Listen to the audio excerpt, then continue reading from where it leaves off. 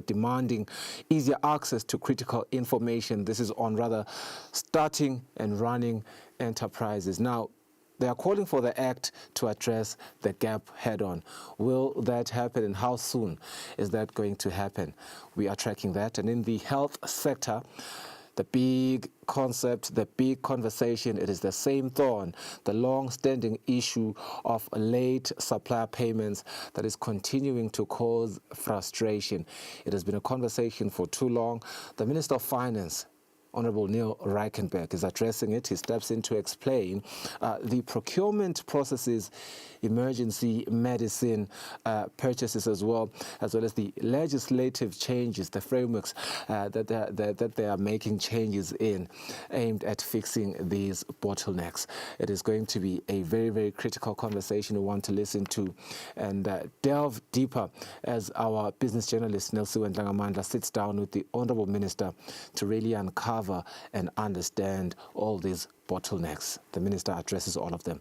We also do have Sunny Lesbia joining us for our last segment as we decode the indices of the day from Wall Street to Europe to mainland China, and then we look at some of the commodities as well as currencies as we come closer to South Africa and here at home in Eswatini, in the Eswatini Stock Exchange and the Johannesburg Stock Exchange. That is the agenda. Let us start the show now by looking at the business news that are making waves today.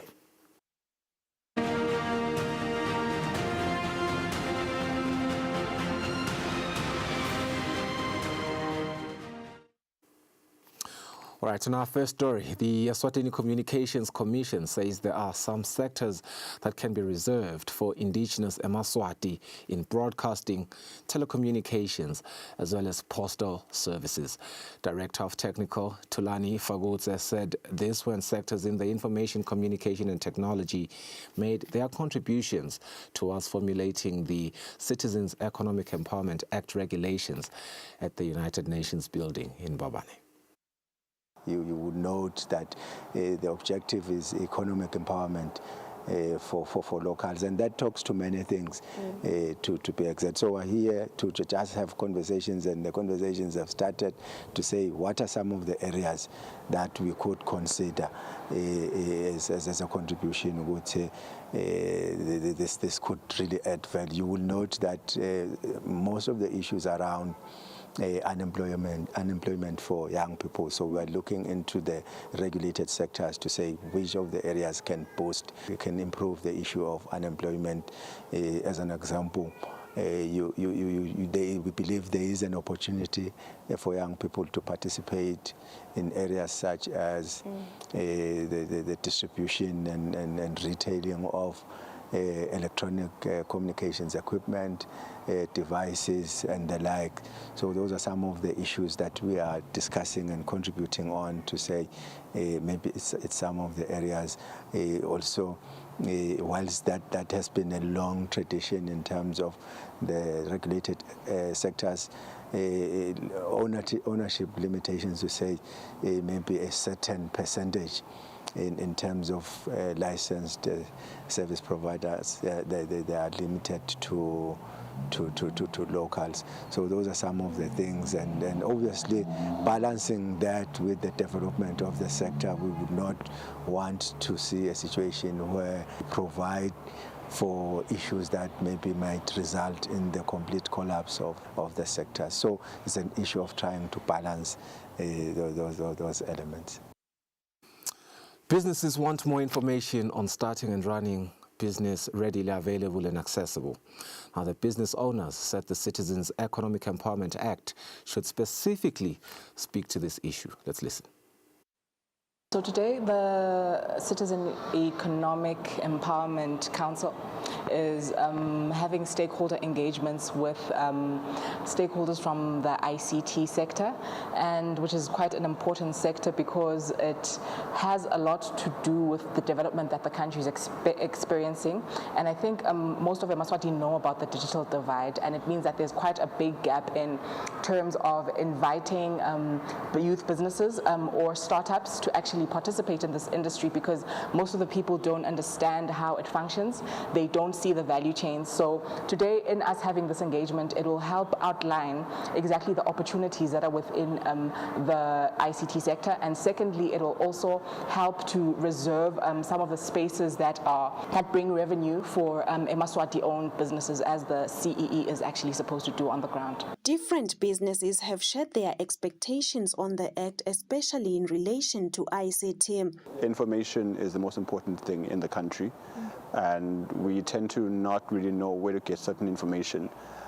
Before anything can be done, one needs to know how to go about doing it. So we find that if access to information is improved and the word is democratized, where everyone can get information anyhow, anytime, that could significantly improve how people do things. It doesn't have to be the grand kind of information. Anything that helps the citizen do their job better would be very impactful to their economic empowerment. Other things like procurement and regulations, they are part of the information. If I don't know how to prepare my procurement paperwork, then I don't know how to actually get the job done. If I don't know how to be regulated because I don't have information, then I don't know how to comply with the regulations. So I think that's the most important thing from our side. Just help make the information more accessible to the public. And that's how you create the knowledge economy. That's how you create an information society that helps the country grow. Lokumnanzi ukuthi uhulumeni ukuthi phumelane ebaleni wotani kithi sitanikete funding. Singajabula ukuthi nangabe kwakhiwa njengoba sikwakha lesikuvaka kubozizwe la ngekhathi. Akungabese sengena eshelfini kaCommerce. It's so vital that ICT is only the way to go. You can't do any business without the ICT. We need to communicate each and every day with our clients and make a relationship. We need the network now and again as a business department. The Citizen Economic Empowerment Act introduces several measures to support local businesses, which include preferential procurement, supportive business culture, as well as regional development initiatives. More businesses are still expected to make their contributions to the regulations that are formulated to put the Act into motion. For Market View, Nelson Langamandla, Vuminkosi Nzinisa, Mbabane. You're still watching Market View, the Monday edition. It doesn't stop here. We continue the show after the break.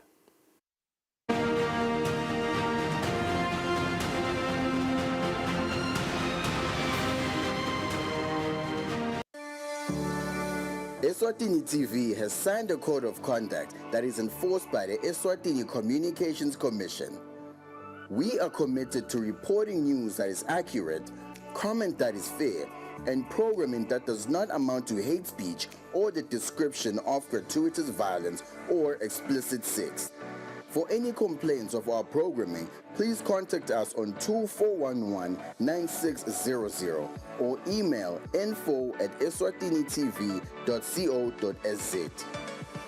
You can also contact the Eswatini Communications Commission on 2406-7000 or write a letter to ECCOM on PO Box 7811 Mbabane. Email address is info@ecom.org.za.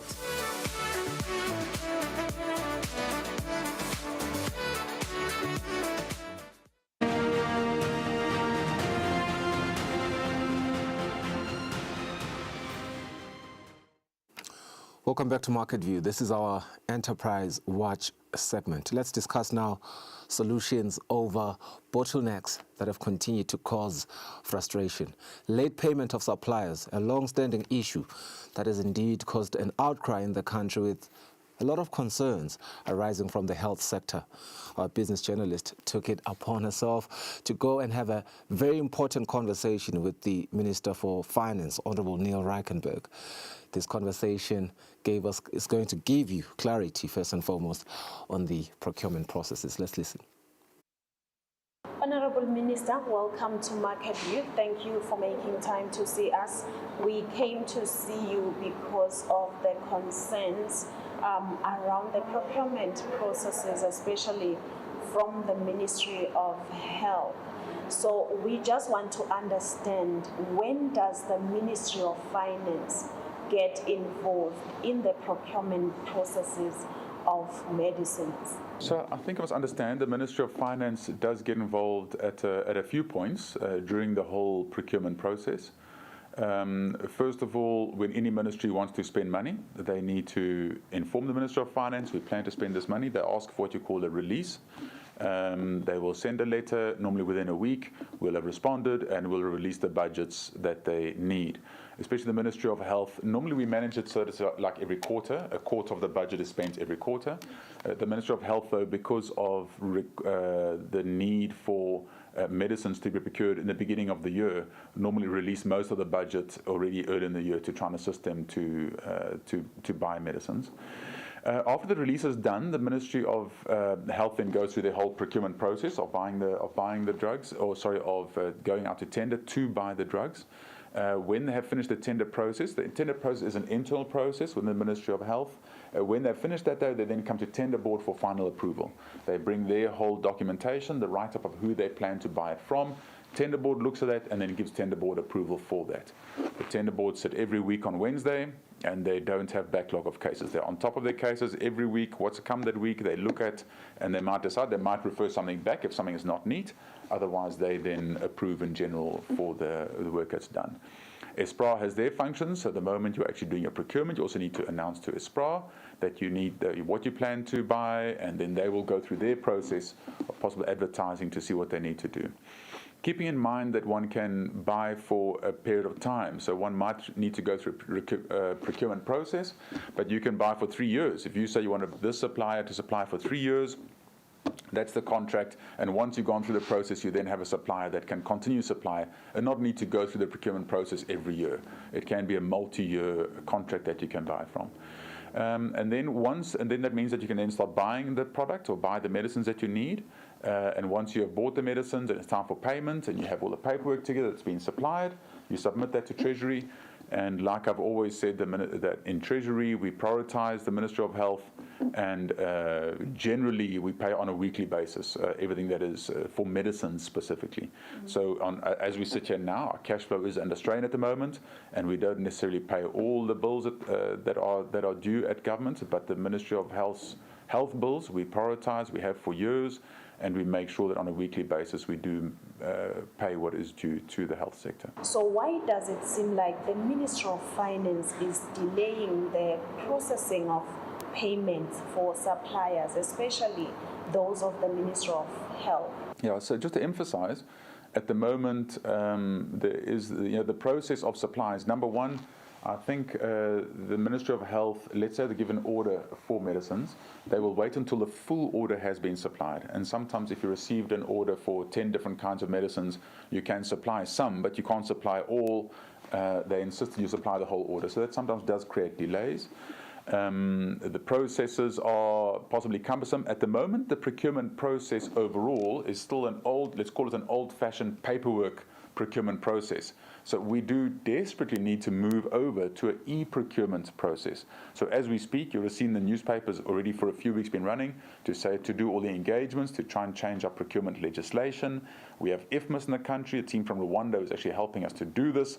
And at the moment, we are in the process of looking at our procurement process so that we can move from this paper-based system, which is cumbersome, to a much more streamlined electronic system. Is there a way, Minister, to ensure that the procurement process is responsive to emerging needs and priorities? I'll make an example. Kudzingeka iPanado, kudzingeka umuthi thile esibhedlela, mhlambe isetshenzwe masinyane leyo ndzaba isheshe iphele, babhadaleke labo bo supplier. Look, I think what we need to understand is the procurement process is cumbersome, but it also has all sorts of different options in it. You've got like emergency procurement. If the country's run out of medicines, it's definitely an emergency. And emergency procurement means that you can finish the whole procurement process in a month. At the moment, the Ministry of Health approached us as a Minister of Finance, said they'd like to go for emergency procurement because they wanted to move to buy some medicines from South African wholesalers, which had a lot of stock of medicines and they could help them. We helped them straight away. Within a month, they were up and running. And as we speak, there's a lot of medicines now coming in from the South African wholesale companies. And that's what's actually saving the day at the moment in Eswatini. So even though the procurement process is cumbersome, there's avenues to be able to say, listen, there's a single source. Only this company in the world provides ARVs, for instance. It's pointless going to tender because you know there's only one supplier. So you go for what you call a single source procurement request, which means there's no tender process. You just go for single source. You know who the supplier needs to be because they're the only ones producing it, and you then buy from them.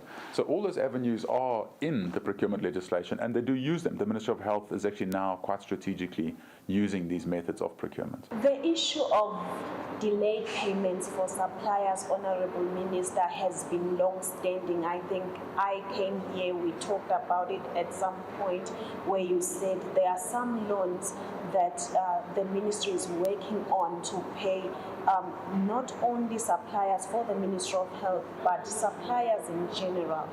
What can you say to Eswatini? What can you say to these suppliers in terms of ensuring that they are paid on time? Okay, so I think let's just separate the matters. There's payment of suppliers where we do have a problem. Then there's payment of medicines, which we prioritize and we pay every week. So we handle these things very differently. So do we have a problem with paying suppliers? We do have a problem paying suppliers, and we need to get a cash flow injection to try and solve that. If one will recall, we did go for a loan from a Frexham Bank of 2 billion emalangeni to try and solve our arrears once and for all. The loan wasn't passed through the processes, so which means that we unfortunately still stuck with this around 2 billion emalangeni's arrears that we have now. So at the moment as we speak, the ministry is engaging with the World Bank, African Development Bank, the OPEC Fund and the Johannesburg Stock Exchange to loan money once again to try and deal with these arrears and to deal with outstanding bills. We sincerely believe that in a few months' time, with these loans, if these loans are all approved by Cabinet, Parliament and His Majesty, that we will be able to actually get on top of and actually get the cash flow to pay the suppliers once and for all. And then to put this matter behind us as a country, it'll be a lovely place for us as the Minister of Finance. I can promise you, if anyone's complaining, it's really awful as a Minister of Finance sitting with a stock of arrears. It's a terrible job trying to every day explain and trying to see what you can do to try and manage the situation. So we're desperate to try and get the matter solved properly. As I'm about to let you go, Minister, what would you say, as a parting shot, what can you say to Eswatini regarding this issue? I think it's just a matter of protecting our people. The people that work in the Ministry of Finance wake up every day to try and do the best they can to make sure people are paid. Have we had issues of corruption? We have had issues of corruption in the Ministry of Finance. But the beauty of us in the Ministry of Finance, and one can see there's now a case in the newspaper once again of people we've caught, but we catch people that are trying to commit any kind of corruption. And when we catch them, they get fired and they go to jail. As we had someone in Treasury, if you recall, about a year ago that we caught that was committing corruption. They're sitting in jail, if I'm not mistaken, at the moment for the crimes that they've committed. And the beauty of that, it shows that if you catch a person who's committing corruption and in a big department, if everyone in the department is committing corruption, then that means when that person goes to jail, they're going to be shouting and screaming, and they're going to be, explaining about everyone that's also committing corruption. The fact that we are dealing with corruption, Ministry of Finance, I think is a very good sign. And the fact that we do take people to jail every now and again for crimes that are committed proves that it's not the Ministry of Finance holistically that's got a problem here. I believe our officials, Ministry of Finance, we've got brilliant officials, and we've got people that dedicate themselves to working very hard. And so to see them constantly getting blamed for things that are outside of their control, it's just not fair, and it's not right on us as a ministry, because I can see on a day-to-day basis how people are really working overtime at the Treasury Department. They work overtime every day with never getting paid overtime, purely because of the cash flow crisis that we have, and they're trying to see what they can do to try and fix this. And then to get blamed for, for people dying or things like that, it's just not a fair statement to make on us as a ministry. And so for that reason, one takes offense at it, because I can see the efforts that are being done constantly to try and make sure that we do our best under the circumstances. Thank you so much, Honorable Minister, for joining us on the show. I've learned a few things today, that emergency procurement is allowed for medicine and that procurement legislative changes are underway, as well as that medical supplies are prioritized every week for payment. Siyabonga kakhulu, Minister, kuba nathi emhlabeni. Yeah, that's the conversation between our business journalist Nelson Dlangamandla and Minister of Finance, Honorable Neil Reichenberg, on the procurement issue of medicine and the drug supplies, really. Let's go for a net break. All things market analysis with Sanele Sbia in discussion virtually after the break.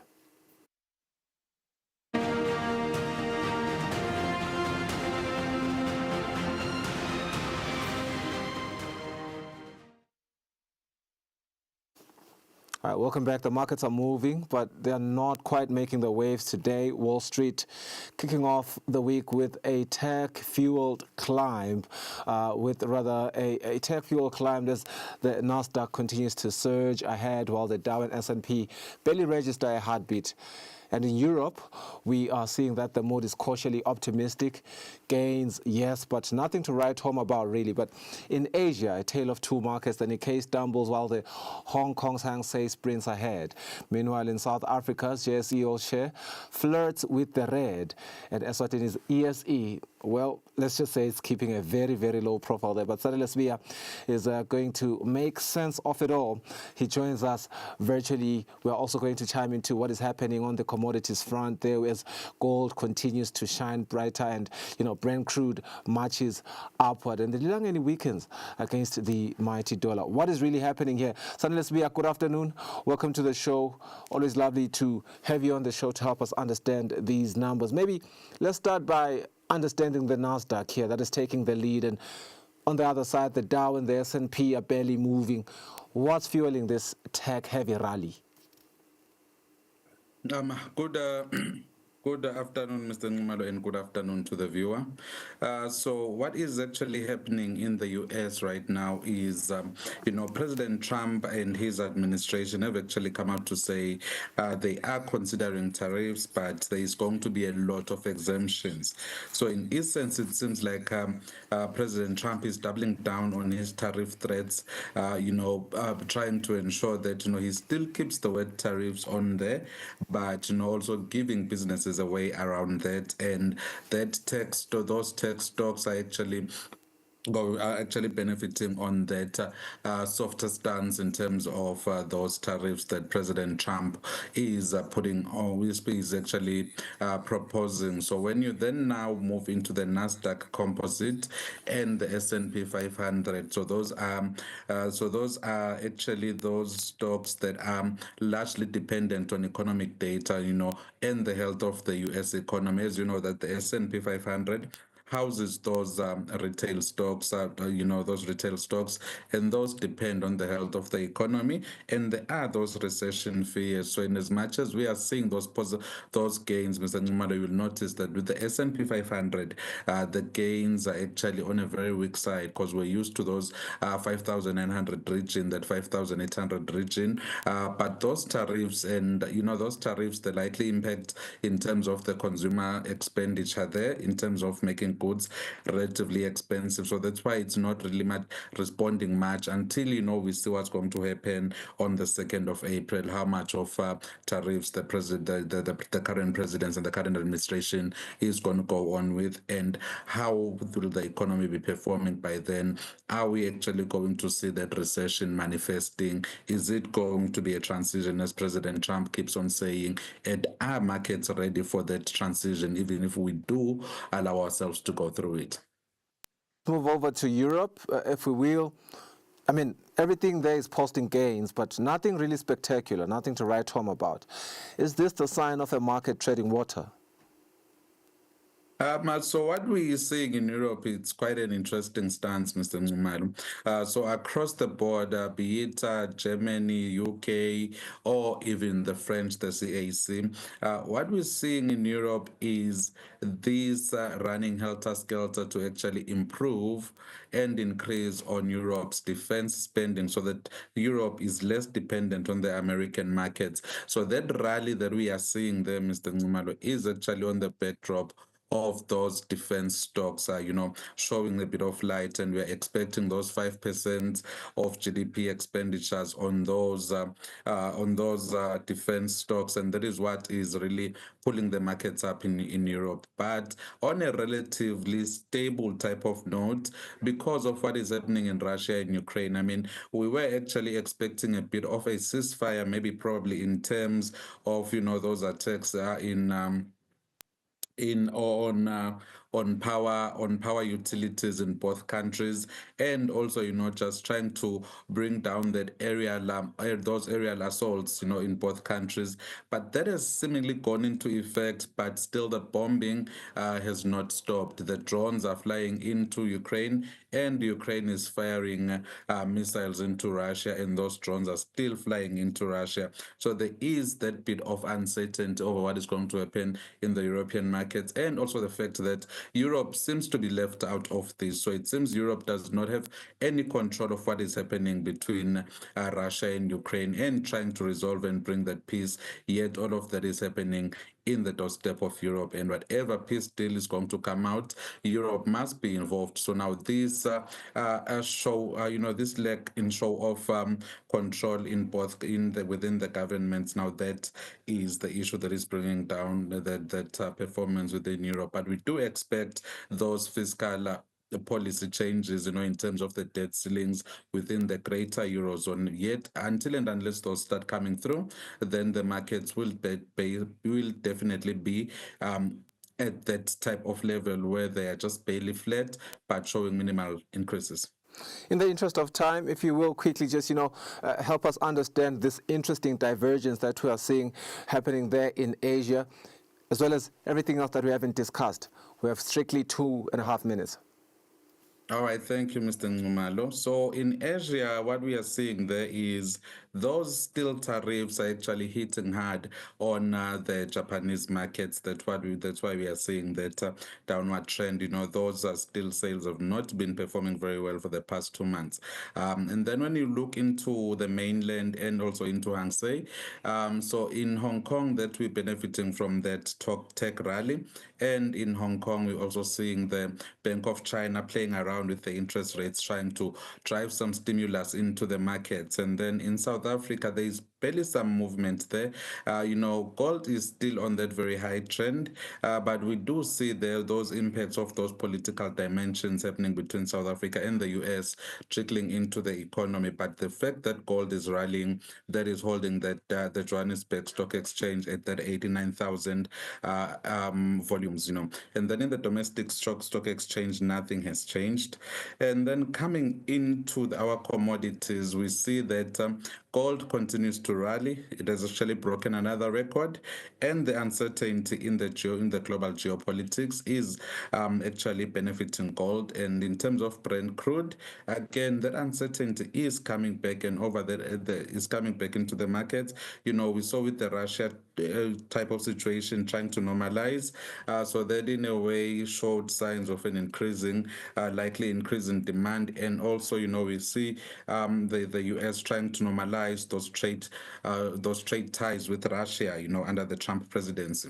And then moving into the currency, Nxumalo, we can see that we've gained marginally against the dollar, and also against the euro, and also against the Japanese yen. So now that's purely because we have a resource-based economy which actually anchors our lilangeni. So that's why with the gold rally and South Africa's reserves improving, we also benefiting off of the back of that. But what we should be wary of, Mr. Nxumalo, yet again, is those geopolitical tensions between South Africa and the US. But we did see when Ambassador Rasool returned to South Africa, there were a bit of cheers. So markets are a bit trying to understand that in terms of what cards does South Africa have up their sleeve to play this long game.